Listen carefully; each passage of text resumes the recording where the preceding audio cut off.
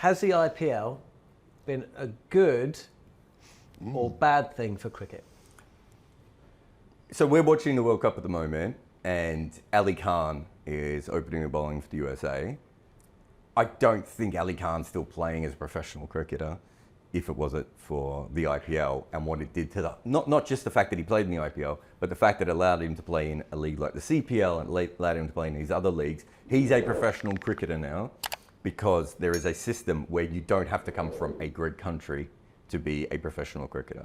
And as someone, I've looked into this, there's some fantastic cricketers who came from other countries, but their country wasn't any good, right? And they didn't get a chance to play at the highest level because there was no system outside of your country being good for you to make money off playing cricket. So Barton King, the famous American, is a perfect example of that. I.L. Buehler, who has the longest name in cricket history, was this brilliant batter from Fiji, right? And when New Zealand didn't pick him, and they almost picked him, he just disappears. We now have a situation where you can be from Nepal, from Afghanistan, from United States, all these different places, Namibia, and you get a chance to play. Hey, Pakistan. Yeah, well, how many Pakistani players are professional now that weren't professional in another era? That all comes from the IPL. They might not be professional in the IPL, but all these other leagues allow for Scottish players, Irish players, Dutch players to become professionals. That wasn't something that existed outside of league cricket in England beforehand, right? And so there are more people playing cricket at a higher level in more countries in the world who are getting paid to be professionals based on their skill than ever before. The flip side of that is all of us grew up when cricket was a national sport, and the IPL is breaking that model, right? And it will continue to break it until, let's say Test cricket survives, but certainly the World Cups will be the most important things, right? So the IPL will be the biggest league, and the World Cups will be just like maybe either separate to that or just below that a little bit, right? That is different to how we see the sport. But for me, if this means that a young Brazilian woman who's really good at cricket can end up playing because the IPL showed you can do a franchise model, and she ends up playing in the 100 or in the Big Bash in Australia or a league like that, and she becomes a professional, let's be honest, under international cricket, that was never going to happen before. It's leagues that have allowed for young, talented people all around the world to make the most out of their talent, and that's got to be a big part of cricket. Right. If that isn't what we're doing here, what are we doing? Just saying that if you come from a major country, you're a player? It's not for me, that. Well, pros and cons. I think it's fabulous entertainment. It's been like a runaway train. Other satellite leagues have cropped up because of the IPL. I get that, what Jarrod says about opportunities for cricketers worldwide, wherever they come from. I think that's a massive plus. But would you not say, or I would say that it seems to have steamrollered the rest of cricket, which we're just getting used to. County cricket for one in the UK, if we want to be selfish, that players quite rightly opt to play in the IPL because they earn zillions and they don't get that from playing county cricket, say. And the other satellite leagues that have cropped up by and large are a good thing, but they need regulation, which we talked about previously. There doesn't seem to be any regulation, and that needs to be brought into line. If you pros and cons as to is it good or is it bad, I would say good. And we've just got to get used to how cricket is going to be moving forward. That Test cricket, we hope, will survive, because it's a fabric, certainly in the UK, of what we are. And it may just survive with Australia and India. That would be sad. And so I would hope that, as we've talked about previously, that the broadcast money, the revenues from the game are evenly distributed. Has it, though, and this isn't an anti-India point, because I don't believe in monopolies in any walk of life. No. And it's not quite a monopoly, but hasn't the IPL just increased the stranglehold that one country has over the rest of the world? And is that a positive thing? Or can that ever be a positive thing? I mean, probably not. It's funny when Bumble said that it's bad for county cricket and it's bad for players who want to go, it's bad for people who want to see county cricket being played properly, because those players will go off and play in the IPL now and take that more seriously. Garfield Sobers had to be convinced to play a test match for the West Indies over playing Lancashire League cricket, right? West Indians, South Africans, New Zealanders for generations left their countries to come and play league cricket, county cricket, and play with that. We have had a monopoly before. And you could argue that that didn't help New Zealand grow, it didn't help, South Africa grow and other places. Monopolies are bad, right? Yeah. So from that perspective, yes. It depends on what you do with it, though, because I would say that the NBA is a monopoly, right? There aren't that many, there aren't many sort of global sports that have kind of a monopoly side of it. The NBA, by being such a big thing and all their money, means that they can grow the sport around the world, which actually ends up helping a lot of other places on their own. And then in bringing back major stars, like basketball got a lot bigger in China because Yao Ming suddenly started playing in the NBA. So there is an element of how that can help. But you're right, monopolies are never good in anything, and it wasn't good when England ran the game, and it's probably not going to be good if India run the game, right? I think that's very fair. You need decent people. You need decent people to do the right thing. And we talk about cricket as a whole. There are many aspects to cricket, all sorts of different. So I've got sympathy with spinning the plates and making everybody happy. You're not going to do that. But if you've got decent people making good decisions for the benefit of the game, I think that's all we ask. And that's not what we have, right? We don't really have anyone. No, we haven't got that. Yeah, no. We don't have anyone in charge. We don't have a fans coalition, which probably cricket needs more than any sport that has ever existed before. The player union doesn't have Indian players. I don't think it has Pakistani players or Sri Lankan players either. So the player union is quite powerful in its own little way, but is missing the thing that it needs to make it really important for the players. We don't have anyone looking after recreational cricket around the world or grassroots cricket around the world, because that's not what the ICC is about. To the point at which we don't actually have the ICC doesn't run disability cricket, any of the versions of disability cricket. There's no cohesion over the game as a total. That isn't the IPL's fault, right? A lot of this was before the IPL, right? But the point being is, I remember asking Giles Clarke this once when he was ECB chairman of, who's making the best decision for cricket? And he said, I've heard so many people say, nonsense about the best decision for cricket. I make the best decision for my board and for English cricket. I'm like, well, if everyone makes that decision, we end up where we are now. And that is what has happened, right? And that's not having a go at Giles Clarke. He believed his job was to get things done for England.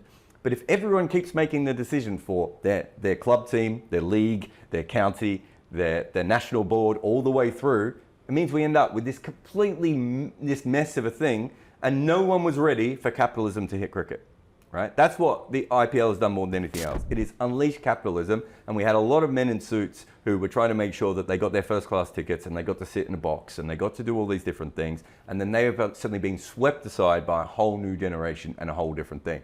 But that means that it's even more complicated to run cricket now than it ever has been before.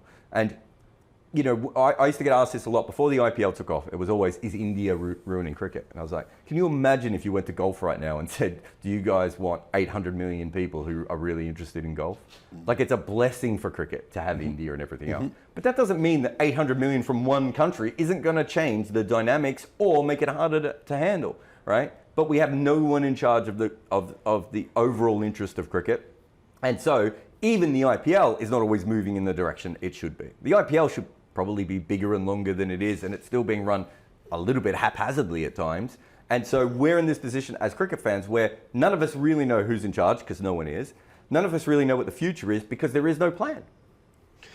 When listening to that, Pakistan is a fantastic country with millions and millions of cricket-mad people, and they seem to be the poor relations of it all. Yeah. That India has swept everything aside. And that's when I say you need decent people. And, I look and shudder when politicians get involved, talking about cricket and sacking people. He's got to go, and it's a politician that's saying it. So is there remuneration for these politicians for their own cricket to be good? Why is that interest there at political level? Just imagine our fellas in the UK standing up in the House of Commons. This has got to change. Stokes has to go. You'd look at it and think, what is he on? Well, I think a lot of that is just that cricket in the subcontinent is unlike almost any other sport anywhere in the world, right? Like, it really is completely different. Yeah, I once said that Ishant Sharma was probably the most abused athlete ever. And it's because Ishant Sharma was in the Indian team for 15 years. And there's so many Indians who, they were just thousands of pages of jokes about Ishant Sharma online that you could find. It's completely different. Then you throw, as you said, the politics of this in, right? You look at India's a really interesting one, but Sri Lanka might be the most interesting one. And recently you had the Prime Minister and the Sports Minister in open war with each other over the cricket team, right? And it's like, well, neither of you have done a good job because the cricket team's not winning any games, right? You shouldn't, it has nothing to do with it. Get professionals involved, run this correctly, and that's what you should do. So it is different in those cultures. And part of that is what we're seeing with the IPL, right? The IPL is a different cricket culture again, and we have to, as cricket fans, get used to these different things. It's not easy though. When we see things like that, we're like, what the hell is happening here? I hear, and you may know this, that the IPL franchise, which are privately owned by very, very, very, very wealthy people, that these owners go into the changing rooms and tell them how to play. There's a bit of that. I mean, you've got coaches who are paid zillions, support staff, players, and the owner. Now let's just go back to this. The owner will never have been used to anybody saying no. No. They get it. Yes, yeah, absolutely, yeah. They go in and tell them how to play and how badly they've played. Well, we saw because they've got the money. We saw KL Rahul get in an argument with his owner on the field during the last IPL. No. Yeah. So yeah, look, these things happen, and that's why the owners also need strong management around them. And unfortunately in cricket, I think we've seen this in commentary before, right? A star comes in and the star does whatever they want and the producer doesn't always pull them aside. And the best commentary services are run the same way. The best cricket teams are run the same way. You need to, if you're a coach or a director of cricket, you need to manage up and you need to manage down, right? And that's not always happening in these situations. Look, Bumble, I've worked with owners in leagues where they've said to me, I've said, these are the two players. This is the big star player, but he doesn't fit in our team, but I know why you want him. Profile, This is the player that we actually need that could give us a chance of winning this. He wants him. And he said, yeah, but I could take photos of him and have it on my Instagram, right? That wasn't at the IPL level, but I can promise you at the IPL level, that same sort of thing happens, right? That's probably not happening as much with Premier League football teams and American sports teams, but the IPL and all these T20 franchises around the world are immature, right? They're trying to mature. We're talking about a toddler that is stamping on the game at the moment. And as I said before, it's not like the IPL is always run brilliantly as well. They've got heaps of issues that they need to fix as well. So it needs to get there. But yeah, it's not ideal. Let me just say an anecdote. I've worked on IPL often, and I won't be working on it again. That's passed me by. But I've been in the commentary box when the game is white hot. You know, it's flying. T20 game at its very best. And you're on the lazy switch that we've got to go to such a box. We have to show such a body and his family. And I mean, give me a break. I mean, I'm right in the middle of commentary and I'm flying, or Ian Bishop or whoever it is. And we're going, and we've got a break. We've got to show Tom Noddy and his family. Because they want to be seen on screen. But a lot of that, give over. That comes from America, right? Like, New York Knicks and LA Lakers and all the football teams, they have all the stars, and the stars can sit in the front row and they don't pay for their tickets, but they have to agree to being on camera a certain amount of times, right? That's where the sport is going. But I get you, as someone who loves the sport and also loves the art of commentary, you don't want to stop in the middle to have a 5-second where you have to explain who the person is on camera. And that brings us to the last, as we wrap this up, the commentary itself. Is that something that you believe could be improved? IPL commentary? IPL commentary. I think... Without picking on personalities, if to go back to a conversation that we've had, which you can check out on the talkSPORT Cricket YouTube channel, about the integrity of cricket commentary. Yeah. And how important it is to be able to speak the truth and to come from a position of experience. It's my understanding. Do you get that same level in the IPL? I think it's my understanding, I could be wrong on this, that Mikey Holding was the first sort of legend who was told he couldn't commentate on his own team because of what he was saying about West Indies cricket. And from there, I think a lot of other boards, and India was certainly one of the first ones to do this, who said a similar thing. We don't want negativity on our commentary, right? That's also because we don't have broadcasters because of the way that cricket is run and everything else, we don't quite have broadcasters that are more important than the game in some places. And then you get someone like Sky, which is a lot more independent, to be fair. Right? Yeah, of course. Yeah. But as we go, sports are going to control more and more what you say about them on their broadcast. Yeah, And, real evidence of that. yeah, and I think IPL is just further down the line than some other places. But Tony Cozier and Michael Holding struggled in the West Indies. Yeah. There's been, there was certainly a push to get rid of people who are more judgmental in other cricket boards around other cricket boards around the world. I mean, I don't think it's I've worked for what 4 or 5 radio stations, and I've had interviews with TV stations, and they're like, "Oh, you do great here, but we can't have you on because you're going to say this, and we can't have that." I'm told that straight away, right? Mm-hmm. And I understand it, and they're right, probably, because I would say that, and it would cause a problem with the boards. So I think we're moving towards that, and I think the IPL was probably one of the first ones who really, truly worked that out, and they pushed it, and it was like, your job here is to cheerlead the content and make sure that everyone loves it, and your job is not to sit there and to moan about bad cricket or bad administration or a decision. So that's interesting, because what they're saying and making a judgment, this is purely entertainment. Yes. That's all this is. You know, don't get a bit uppity if it's not just what you think, or you're not happy with what's just gone on there.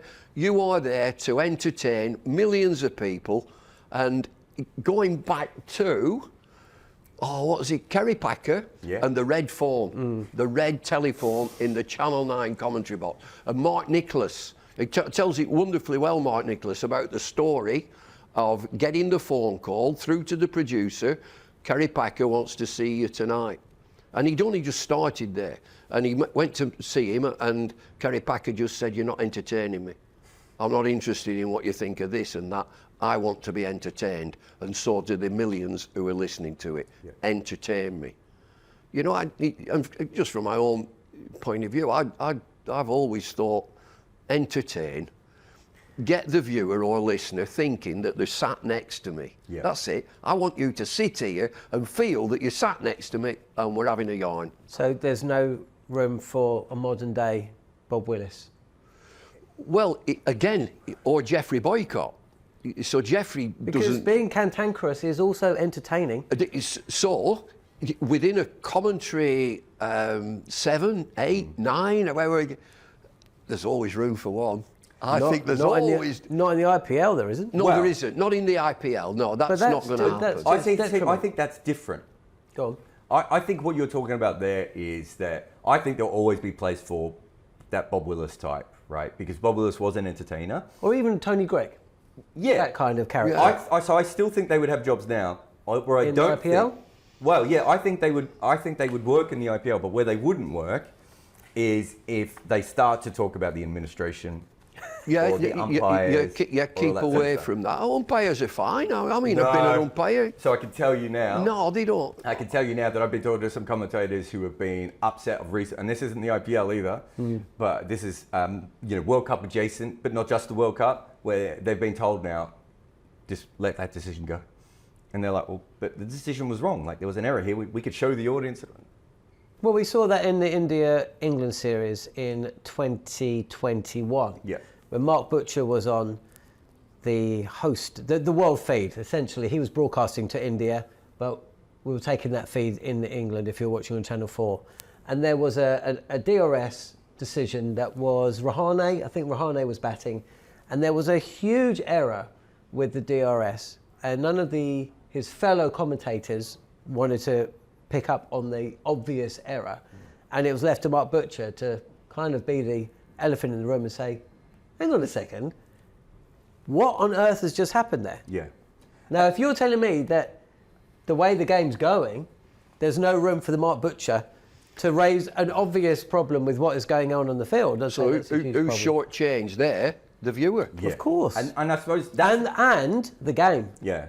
Yeah, absolutely. So I think the cantankerous person will work in the future, not always on commentary, but certain countries still want that person. Well, right? I think the ranter is that's absolute gold. The barracker, the ranter. Yeah, so I think there are certain countries who will want that. Like in the same way that Australia is always going to want one commentator who is massively pro-Australia in every moment, right? Doesn't matter that's just how Australia culture is. We need one person on who's cheering the team home, though, talking about how Australians have bigger hearts than other people and all this sort of nonsense, right? So you always have those sorts of individual things. But the bigger issue is that sports boards around the world are controlling the message. So the IPL's message is it needs to be positive, it needs to be fun and entertaining, right? Whereas you might get other places where it'd be a little bit different. Maybe we want more controversy. Maybe we want more people yelling at each other in the box and getting heated in the box because that's what works there and that's how they want to sell the game. That's the issue, though, is instead of just getting people who are good at doing their job, there is now people who don't know anything about commentary who are coming on and go, well, you can't say that. You can't talk about that issue. And I think that is what your bigger issue is that we're getting to the point where you stamp out personality and there's a difference between entertainment and light entertainment, right? And light entertainment is, you know, a TV show that you watch at 7:30 on a Sunday night and then you forget about 2 days later. And real entertainment will stay with you for days. And the most entertaining cricket commentary usually comes from real people having real discussions about things, right? And that is, if you can't have those discussions anymore because the producer says, well, remember we're not allowed to talk about that thing, then you're limiting really talented Because he will be controlled by the governing body, the producer. Exactly. And that's where it goes back to. Yeah. And you also know this, and you would know this as well, is that when it's quite often, once you have a form of censorship, the biggest problem isn't the governing body ringing up, it's the producer being terrified of having the phone call from the governing body. So you end up, you have one little bit of censorship and you end up with all this other censorship because everyone's terrified of doing that. On AM, on DAB, via the talkSPORT app and on your smart speaker. talkSPORT.